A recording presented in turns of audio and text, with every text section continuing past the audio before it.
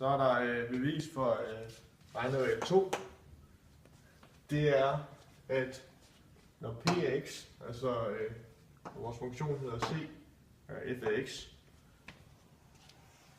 så er funktionens hældning p mærke x lige med c f af mærke x. Så for at starte ud, så vil man skrive, så vil man bruge en sekant til sekanten og opskrive sekantens hældning, og det er det, vi kalder tretrinsreglen. Først og fremmest så skriver man sekantens hældning, og skal vi lige lave sådan en deler der, og så sige sekantens hældning, den er lige med p af x. Det er ligesom den der, når man regner en hældning af et hvilket som helst andet, af et hvilket som helst andet lige linje. Så tager vi x er lige 0, fordi så har vi vores andet punkt, og så deler vi med x minus x 0. Og siden at vi har en funktion, der hedder c gange f af x, så skal vi gange det med sådan der. Nej. Nu får vi det. Sådan her.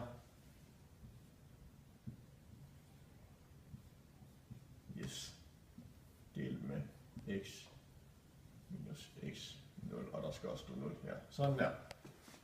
Og det kan man så nemt omskrive til c gange. Så sætter vi bare i en parentes, fordi det er alligevel begge to, vi skal gange med det. Kan du godt se herovre? Ja. Yes. Ja. P x 0 delt med x minus x 0. Og så det kan man så bare skrive om til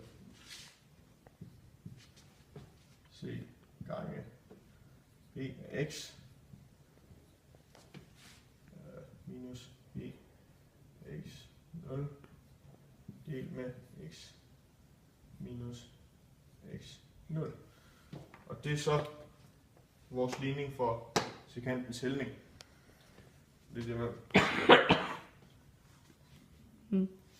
Det er sådan, nu har jeg så faktisk både taget trin 1 og trin 2.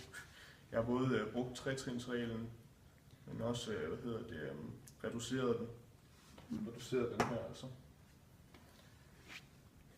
Så sekantens hældning, den skal vi så komme tættere på den faktiske ligningshældning, så derfor så tager vi vores x, og sætter til vores x, og sætter til x0. Så det vil sige, at vi siger, x går over og bliver x0. Det er når man siger, at man tager, lad os sige, at vi har vores graf her, ikke? Så har vi vores ligning, og så har vi vores sekant her. Så tager vi en tangent, hvor vi gerne vil finde hældningen, den der. Så bevæger vi os langsomt med vores sekant hen imod tangenten. Og det betyder, at vi går fra x til x0, fordi tangenten den ligger ved x0.